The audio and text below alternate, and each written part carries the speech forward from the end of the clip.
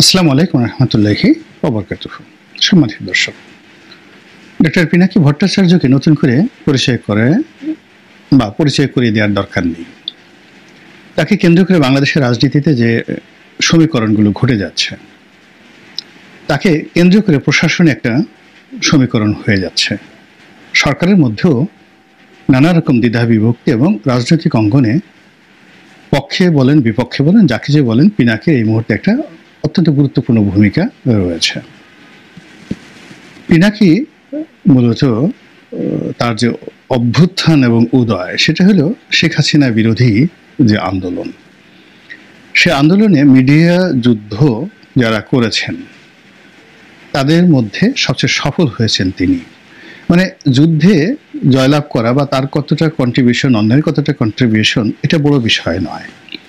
বড় বিষয় হলো সফলতা, কে সফল হলো। সেক্ষেত্রে দেখা যাচ্ছে যে মানের বিচারে, গুণের বিচারে তিনি যে একটা অবস্থান তৈরি করে ফেলেছেন আজকের এই সময়টিতে, এটির সঙ্গে এই সামাজিক মাধ্যমে যাকে বলা হয় অন্য কারোরই তুলনা করা যায় না। ভারতে একজন এরকম ইউটিউবার রয়েছেন, মিস্টার ধ্রুব রাঠি। তো ধ্রুব রাঠি নরেন্দ্র মোদী বিরোধী যে সংগ্রাম, সেখানে একেবারে রীতিমতো প্রবাদ পুরুষ, এবং কংগ্রেসকে একেবারে মৃতপ্রায় একটা সংগঠন, সেই কংগ্রেসকে আজকের পর্যায়ে একেবারে নরেন্দ্র মোদীর উত্তরসূরি হিসাবে, মানে আগামীতে যদি নির্বাচন হয় কংগ্রেস সিরিয়াসলি চলে আসবে সামনে। এবং যেখানে রাহুল গান্ধী বলতে গেলে রাজনীতি থেকে অবসর নেওয়া কিংবা একেবারে রাজনীতির প্রতি তাকে অনীহা, এরকম একটা অবস্থা তৈরি হয়েছিল, এবং তিনি বলতে গেলে হিমালয়ে গিয়ে যোগাসনে বসবেন এরকম একটা ধ্যান নিয়ে তিনি দাড়ি রেখে ফেলেছিলেন।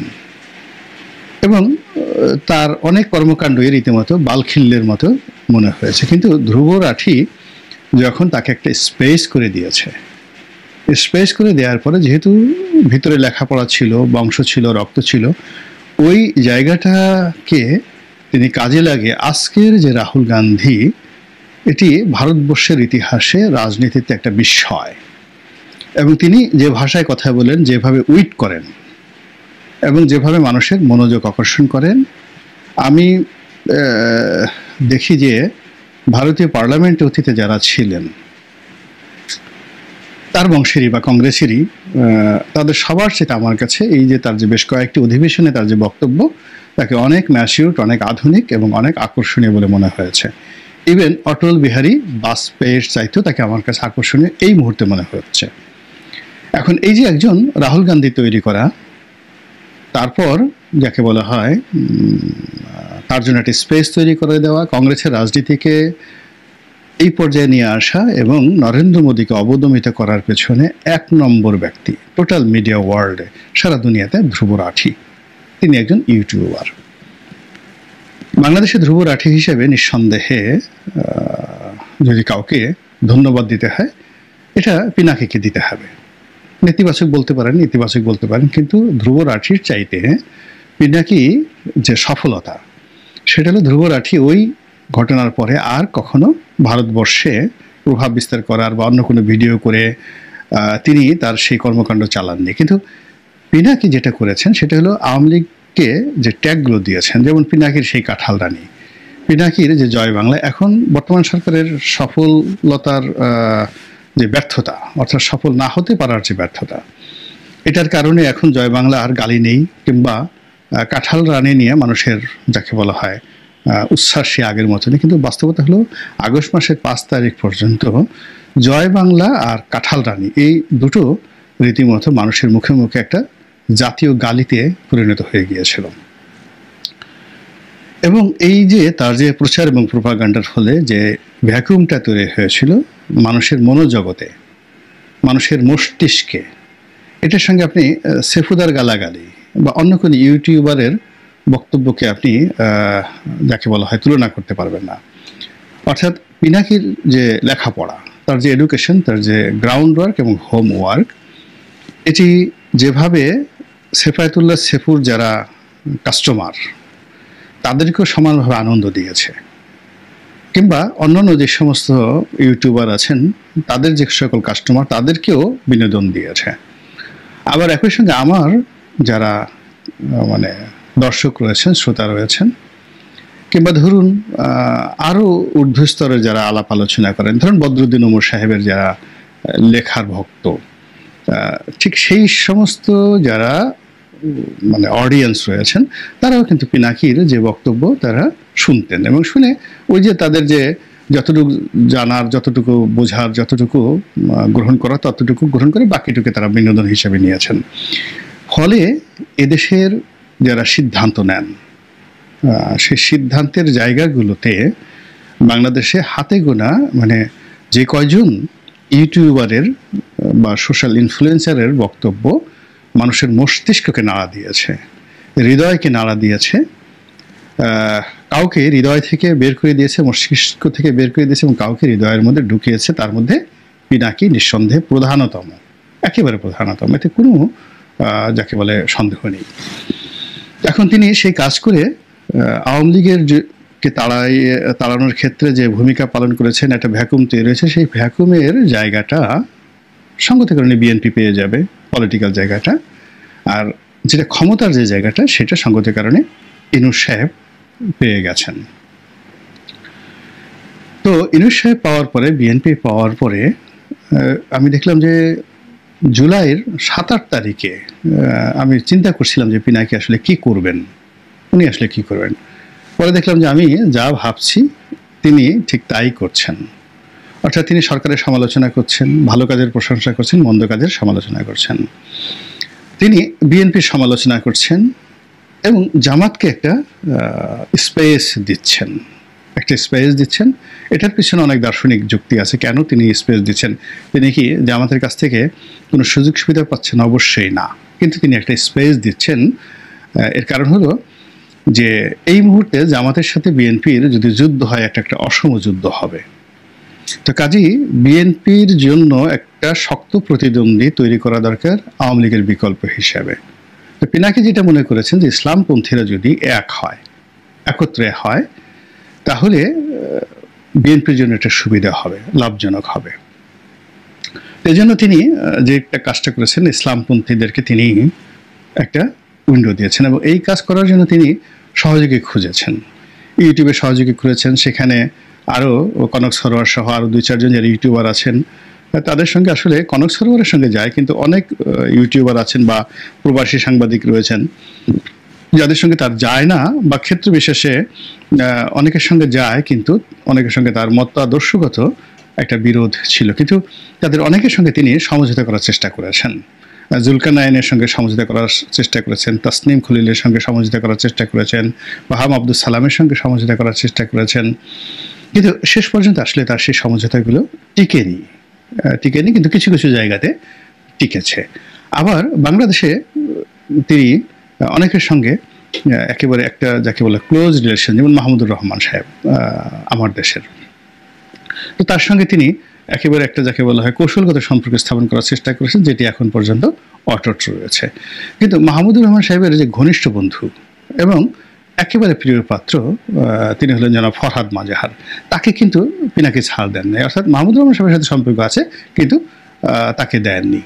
তো এইভাবে তিনি একটা রাজনৈতিক ব্যালেন্স তৈরি করার জন্য একটা দার্শনিক দৃষ্টিকোণ থেকে তিনি কাজ করে গেছেন এবং সেই কাজ করার পাশাপাশি আবার তিনি ইনফ্লুয়েন্সও করে গেছেন প্র্যাকটিক্যালি। কোথাও ফোন করা দরকার, কোথাও কথা বলা দরকার, যা কিছু করা দরকার এই কাজগুলো তিনি করেছেন এবং সেই কাজগুলো করতে গিয়েই তাকে সঙ্গত কারণে ক্ষমতার যে আলটিমেট যারা লোকজন রয়েছে তাদের সঙ্গে তার একটা বোঝাপড়ার দরকার ছিল।